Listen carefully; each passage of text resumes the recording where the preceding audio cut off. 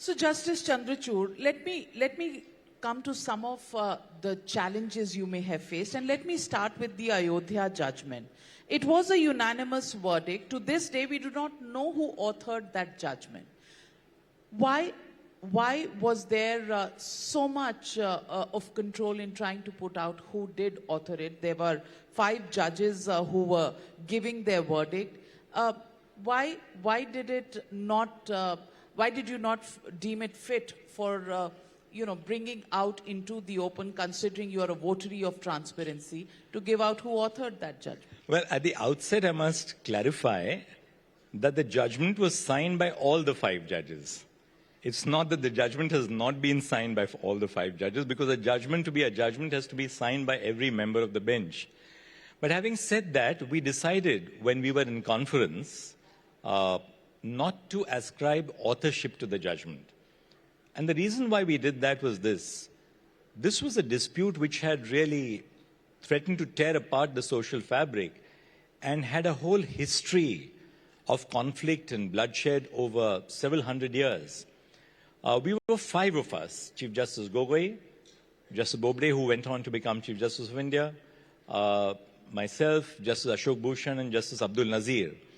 And we thought that if we speak without ascribing authorship to the judgment, we'd send this message across to society, the nation, and beyond, that we stand there as one. In other words, the judgment does not define the identity of one author of the judgment, but the identity of the court as a collective entity, which made an effort through that judgment to resolve a conflict and to bring a sense of peace and stability to our society. So that was really the reason why there was no authorship which was ascribed to the judgment. Since we are on the subject of the Ayodhya judgment, let me ask you something that your former colleague in the Supreme Court, Justice Rohinton Nariman, has said just recently. In his criticism of the Ayodhya judgment, he said secularism was not given its due at all. He also mentioned that the structure that was found under the mosque was probably a temple, but not something that may have been the Ram temple. The fact is that what was said in the judgment was that it was certainly not an Islamic structure. I want to ask you, how would you respond to this statement by Justice Nariman? And do you think the judgment should have taken a position on what was underneath? Because right now, it's once again a gray area. Well, Justice Nariman, whom I respect and is a good friend, is a free citizen of a free nation. Exactly what we said in terms of our discussion on social media. And while he's a free citizen of a free nation, I'm a disciplined soldier of an institution I have served. I was a party to the judgment, and therefore it's no part of my function to either defend or critique my judgment. When a judge who is a party to a judgment delivers the judgment becomes the public property of the nation. And it's for others to critique the judgment. Well, Justice Nariman has critiqued the judgment. All that I'd like to say is that his critique, in fact, lends support to the fact that the principles of secularism are alive and well in India. Because one of the critical principles of secularism is the freedom of conscience. And what was Justice Nariman doing but to speak through his conscience?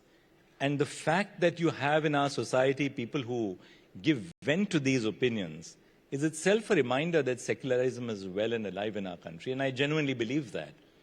I don't want to defend my judgment because obviously I can't be defending my judgment. We have spoken through 5 judges and we have given every bit of our reasoning in print.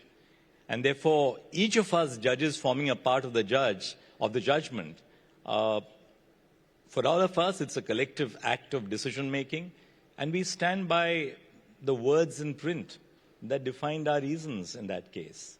But what happens to the charge that secularism was not given its due at all, especially when it comes from a judge who belongs to a minority community?